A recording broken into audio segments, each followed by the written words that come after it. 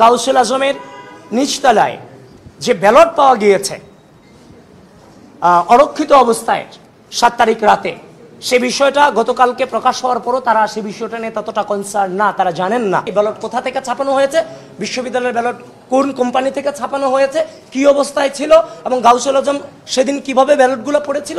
ইচ্ছা করলেই CC footage এগুলো কালেক্ট করা যায়। আমাদের জীবনে আলটিমেট জিত কিংবা আলটিমেট হার বলে কোনো টার্ম আমাদের নাই,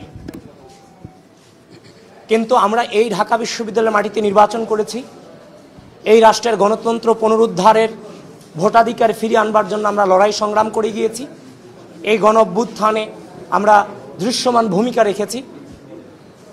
তো আমরা একটি সুস্থ রাজনৈতিক প্রক্রিয়া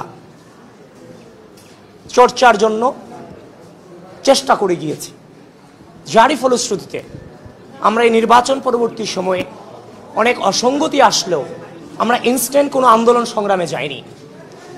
বিসি অফিস অবরুদ্ধ করা কিংবা বিভিন্ন মিছিল মিটিং করে এগুলোতে আমরা যাইনি। আমরা সুস্থ রাজনৈতিক সংস্কৃতিকে ফলো করেছি এবং যে অভিযোগগুলো এসেছিল সেই অভিযোগগুলো ভিসি মহোদয় এবং নির্বাচন কমিশনের কাছে আমরা লিখিত আকারে দিয়েছি।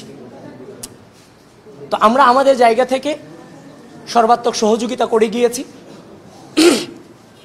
আমরা পরবর্তীতে নির্বাচন করব সেটা বলারও সুযোগ আলটিমেটলি আমাদের মাঝে নাই, কিন্তু আমাদের নির্বাচন যেহেতু করেছি আমাদের এখানে একটা দায়বদ্ধতা আছে স্বচ্ছতা নিশ্চিতকরণের ক্ষেত্রে। কারণ উমামা ইতিমধ্যেই বলেছে আগামী বছর যখন নির্বাচন হবে তখন কিন্তু এই 9 সেপ্টেম্বরের নির্বাচনকে নিয়ে অনেক পুঙ্খানুপুঙ্খভাবে বিচার বিশ্লেষণ হবে। গাউসুল আজমের নিচতলায় যে ব্যালট পাওয়া গিয়েছে অরক্ষিত অবস্থায় 7 তারিখ রাতে, সে বিষয়টা গতকালকে প্রকাশ হওয়ার পরও তারা সে বিষয়টা নিয়ে ততটা কনসার্ন না, তারা জানেন না। অথচ এই বিষয়টা কিন্তু গত কয়েকদিন ধরে নিউজ ফিডে ঘুরে বেড়াচ্ছে এবং আজকের সকল জাতীয় পত্রিকাতে এই নিয়ে লেখা এসেছে, কিন্তু তার সম্পর্কে তারা জানেন না। শেষ পর্যন্ত প্রক্টর স্যার আমাদেরকে বলেছেন নীলক্ষেতে জলজন্ত মানুষও বানিয়ে দিতে পারে তারা, ব্যালট পেপার বানানোর কোনো সুযোগ নীলক্ষেতে নাই।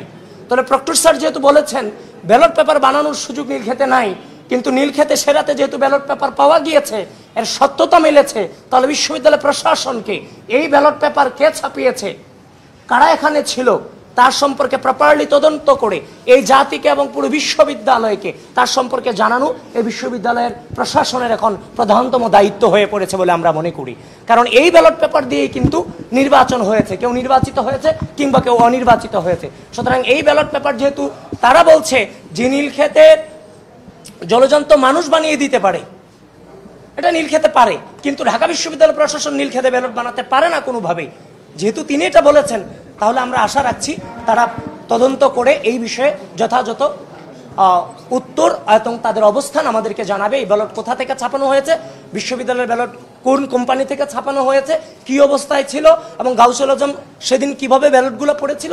ইচ্ছা করলেই সিসি ফুটেজ এগুলো কালেক্ট করা যায়। সুতরাং আধুনিক যুগে এগুলো কোনোভাবে এড়িয়ে যাওয়ার সুযোগ নেই। আর আরেকটা জিনিস, ইতিমধ্যে আমাদের অন্যান্য প্রার্থীরা বলেছেন, অন্যান্য প্যানেলের প্রার্থীরা বলেছেন যে ভোট কাস্টিং লিস্টটা নিয়ে তারা যে ধরনের গড়িমসি করছে আমাদের সন্দেহকে আরও বেশি বাড়িয়ে দিচ্ছে। এখানে সবাই উপস্থিত আছে, তারা বারবার একটাই কথা বলছে, প্রাইভেসি। আরে ভাই, কাস্টিং লিস্টে তো এখানে ওমামাকে ভোট দিয়েছে, আবিদকে দিয়েছে, না কাদেরকে দিয়েছে, না অন্য কাউকে দিয়েছে, সেখানে তো সেটা লেখা নাই। সেখানে জাস্ট প্রেজেন্টটা, সাইনটা দেয়া আছে।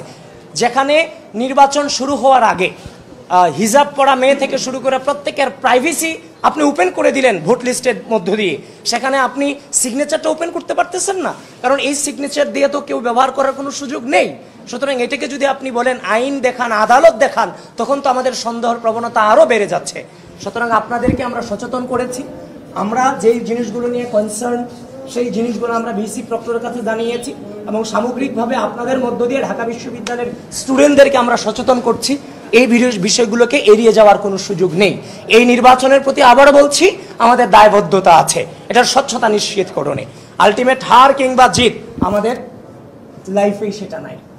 সুতরাং আপনারা আমাদের পাশে থাকার জন্য আপনাদেরকে ধন্যবাদ জানাচ্ছি এবং ঢাকা বিশ্ববিদ্যালয় প্রশাসনকে অতি দ্রুত, তারা বারবার বলছে, আমি গত 1 সপ্তাহ আগে যে আশ্বাস পেয়েছি আজকে এসে ঠিক একই আশ্বাস পেয়েছি, কোনো পার্থক্য নেই। আমরা জানি না সেটা তারা কতদিন হাত পর্যন্ত টেনে নিয়ে যায়।